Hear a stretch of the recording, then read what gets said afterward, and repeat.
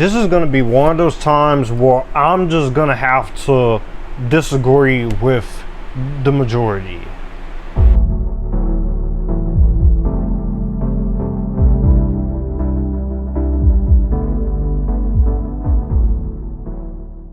What's going on, everyone? Welcome to my review of the Marvels. My name is Epictastic Joshua, and this is the latest movie you're not supposed to discuss, because if you discuss it, you're one thing. If you talk about it, you're the other. So I don't care. This is my thoughts. This is my opinion. This is the 33rd movie in the Marvel Cinematic Universe. This is directed by Nia DaCosta, who directed Little Woods and 2021's Candyman. She also co-wrote the script with Megan McDonnell and Alyssa Karakasik.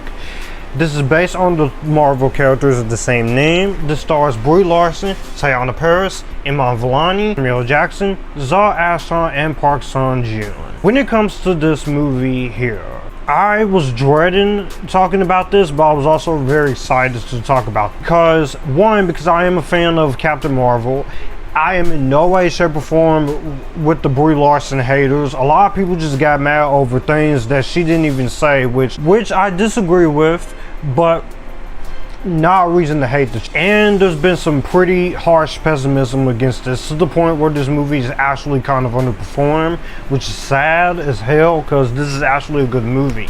Before I go in any further, I need to talk about this. If you like this movie or you hate this movie, give legit reasons as to why you didn't like it or why you enjoyed it. But if you're just gonna say this movie was woke trash, or this movie is a woke piece of shit with 3 girls, or this is a girl power movie, no.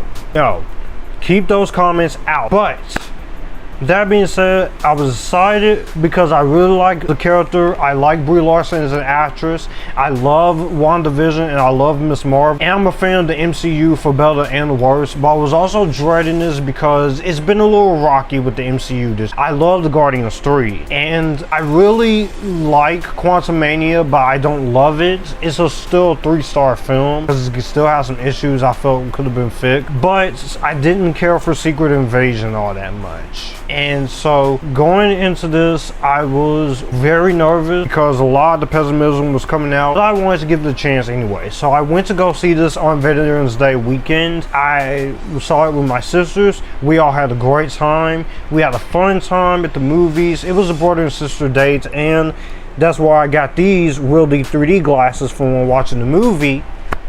So I can confidently say I liked this movie. I don't love it as much as the first one, but honestly, if we're talking about which one I prefer, this is my preferred of the two. But let's get in. I'm gonna get into the,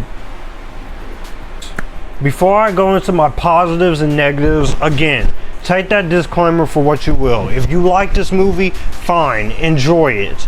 Talk to me about it in the comments. If you hate the movie, talk to me why you hate it. Don't just give me this movie is woke or anything else like that, because I am going to be holding reviews for this in my comments, and I will see your comment and you will get deleted if you're just saying this movie's woke or this. Have legit criticisms and talk about this. In the Marvels, we follow Carol Danvers, and she has reclaimed her identity from the tyrannical Kree and taken revenge on the Supreme Intelligence.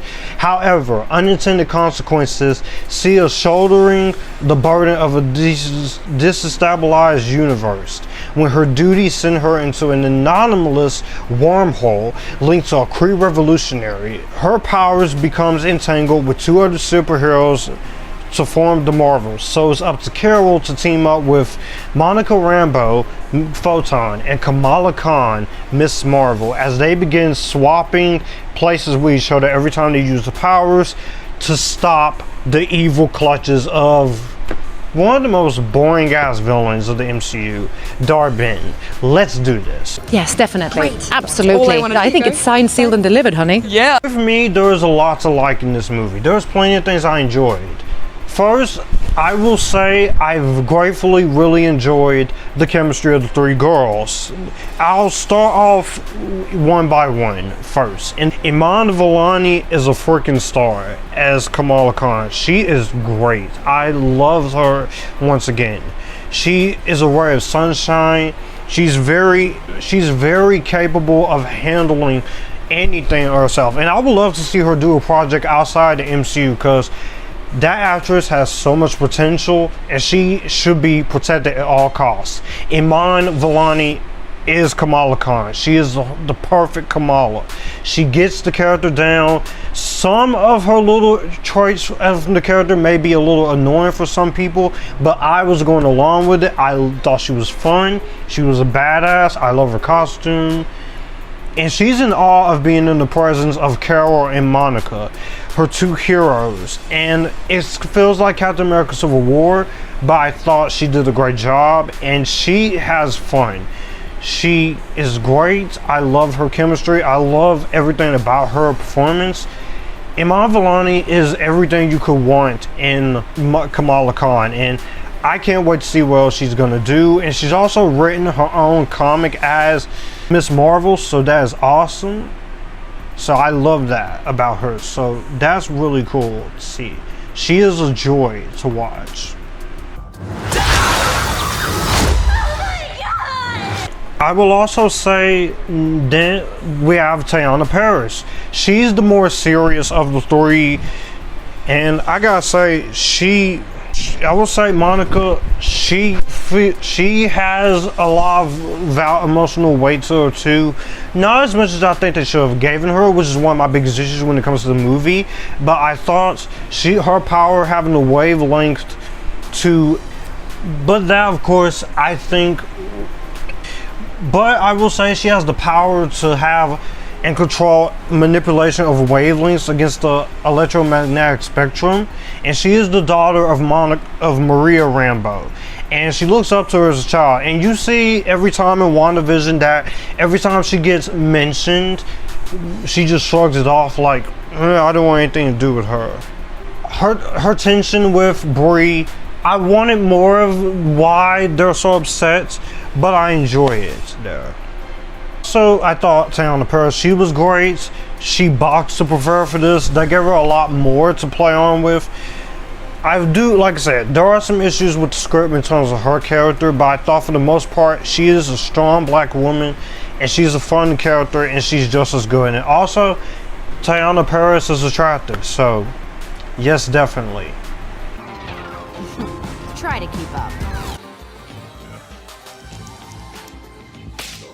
But let's get to the woman that everybody lost to fucking hate for some reason, which I'm gonna say this right now, leave Brie Larson alone, please, God. But I would have to say, I thought the woman that everybody just loves to hate for some reason, all of you, those of you who still want to attack Brie Larson, all of you who just want to bully this chick, please, my God, just stop it. Another queen. Hurry! Bring all the virgins.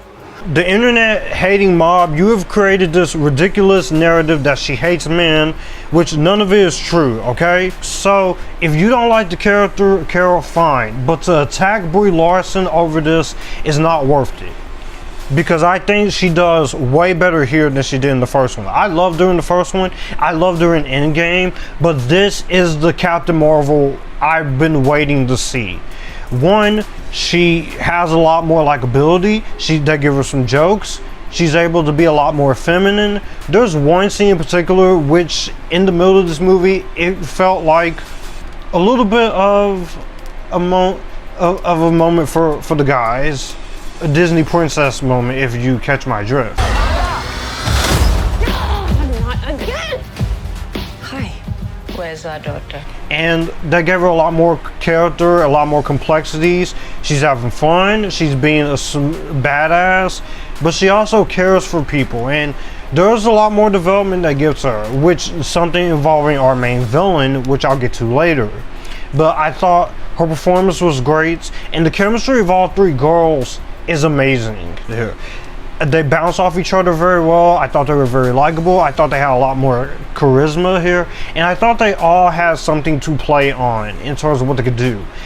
They do have some emotional moments when it's needed. They do bicker when they need it, but they do have some fun with it, switching powers and stuff.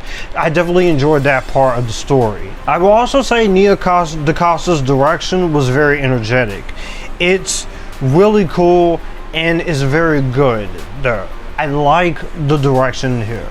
Nia DaCosta, I love her direction in Little Woods. I like her direction in the 2021 Candyman sequel, but here she's able to have some fun with it, even though she has said she was restrained.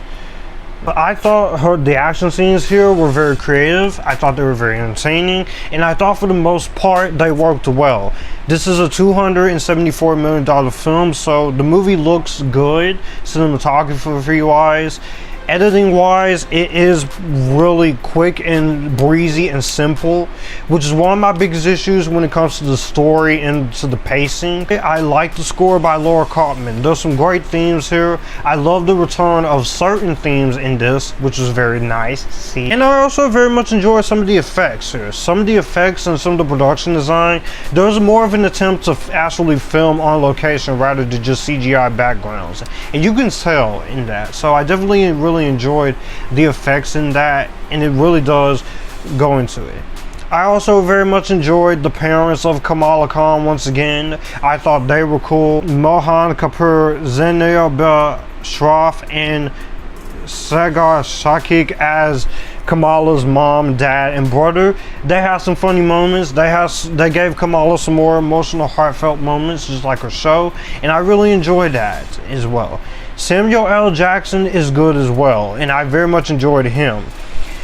But I'm just going to call out secret that you don't need to watch that, because that doesn't really count when it comes to him. They do give him some more jokes, which is a little hit and miss, because some of it is cool, but I like Nick Fury being serious, but I get what they were trying to do with him.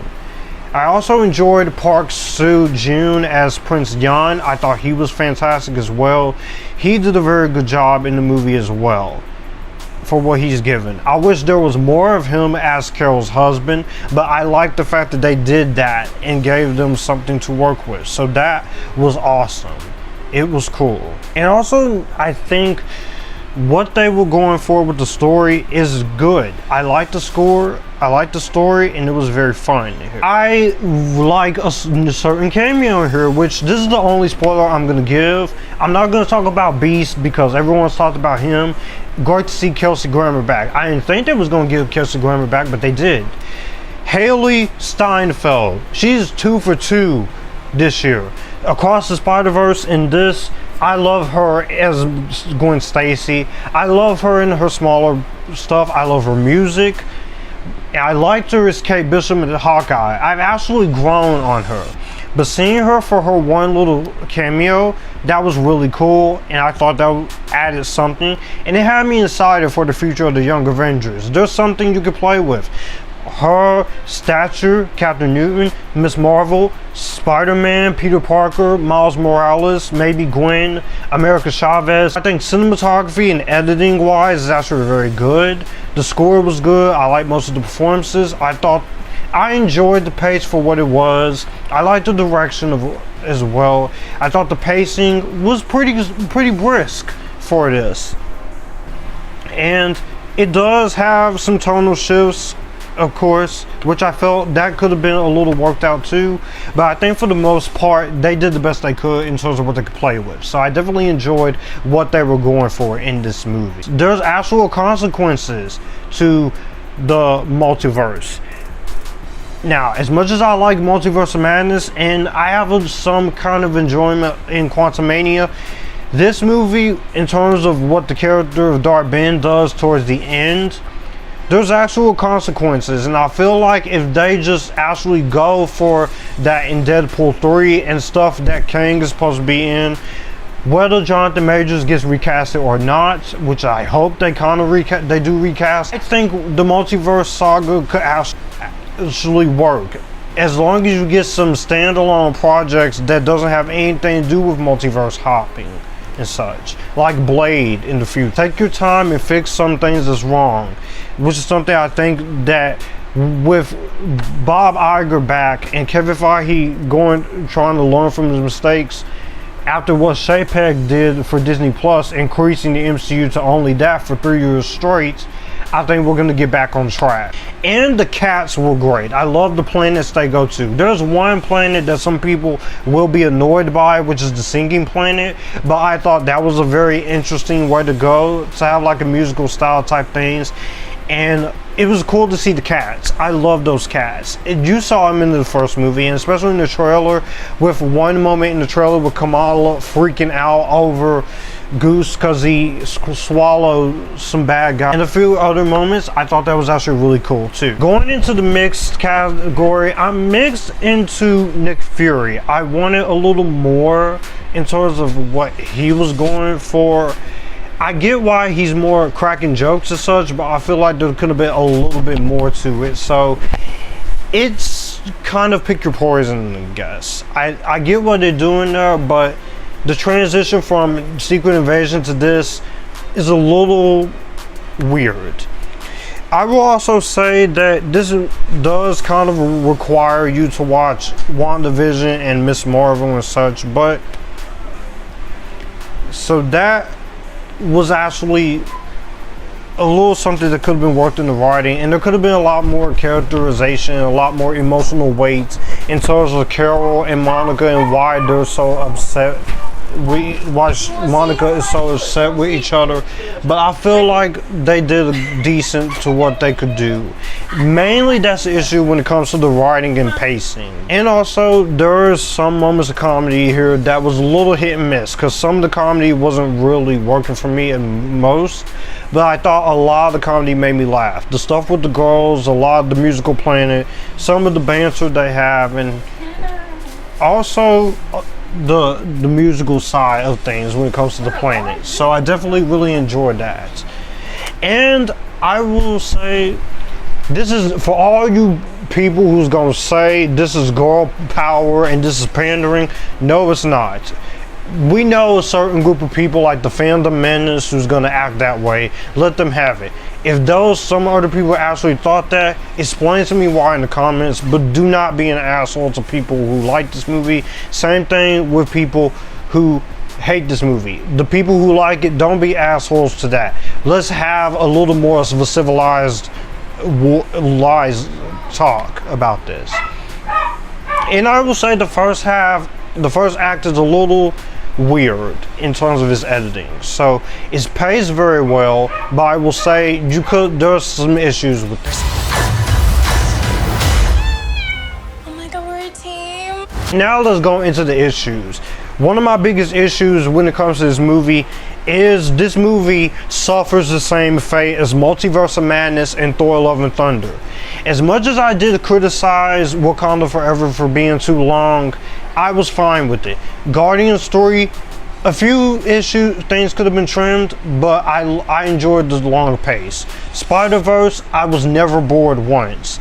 This movie, this is living proof when Bob Chapek, he has a thing with movies being over 2 hours, and he's put a runtime limit on movies like Multiverse of Madness, which I love, but it needed to be longer, and Love and Thunder needs to be longer, especially for some emotional moments.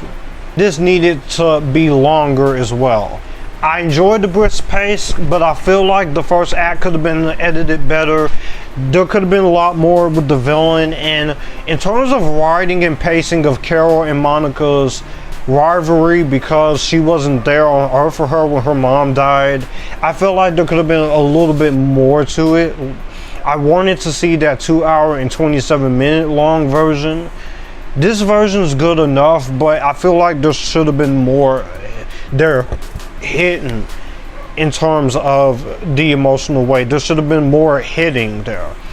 And when it comes to Kamala Khan's side of things, that's fine. I like that side of things with Iman Vellani as Kamala, Miss Marvel, because Miss Marvel's awesome. You know it, I know it, we all know it.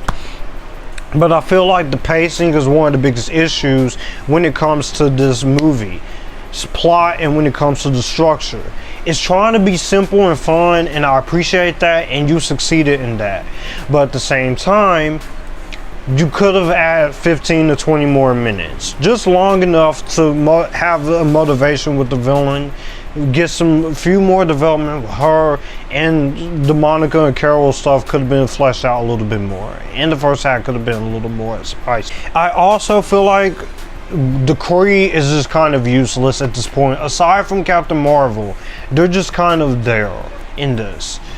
They're not bad, but it feels like we're doing the same thing we did with them before. And that especially applies to the villain of Darben, which, I mean, no disrespect to the actress, I think she does the best she can. But not only I thought Darben was generic, I thought she was one of the worst MCU villains since the Grand Master and since Malachi. And yes, even worse than Ronan the Accuser, because at least Ronan the Accuser, he at least has a motivation. Here, it just feel like we're doing this again because the Kree were cool. And it's a retread, and it's the same thing, and you have more empathy and have more motivation towards it. But I feel like they don't really hone in enough of what she can do as this, okay?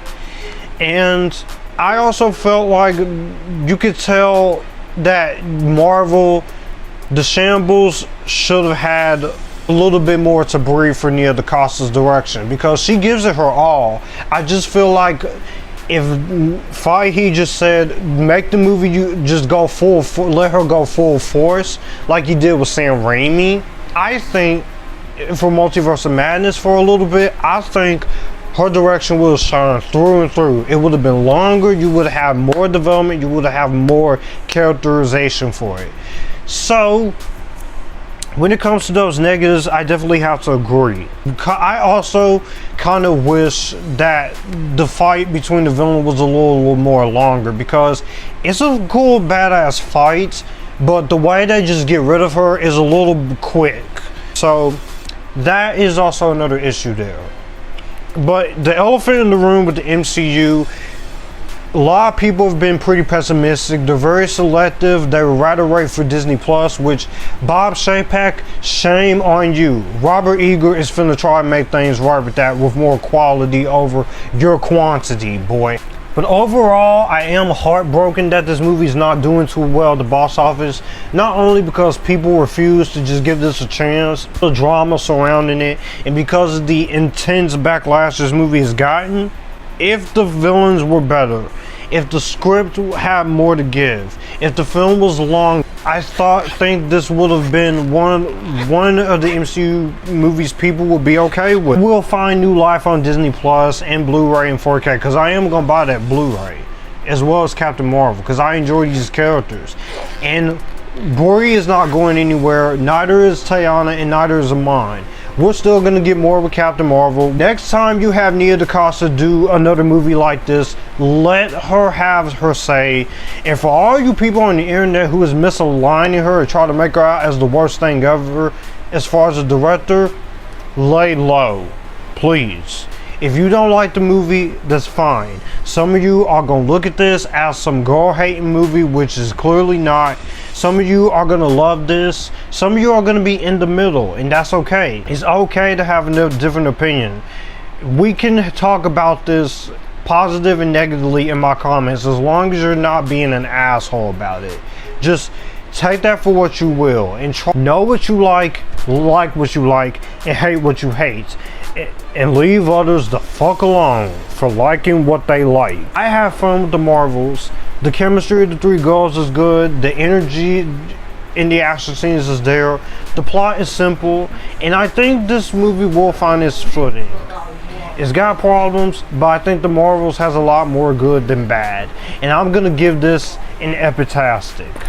More higher, more further, more faster. All three girls together. Now and in the future. Well, that's going to do it for the video that you just watched. If you want to see more, my channel icon is up here. If you want to see more content from me, all my social medias are right here in this end card. I will also leave a playlist and a video here for you to see what the channel is about. As always, acknowledge me, stay Epictastic, join the Epictasticness, and you guys keep it cool.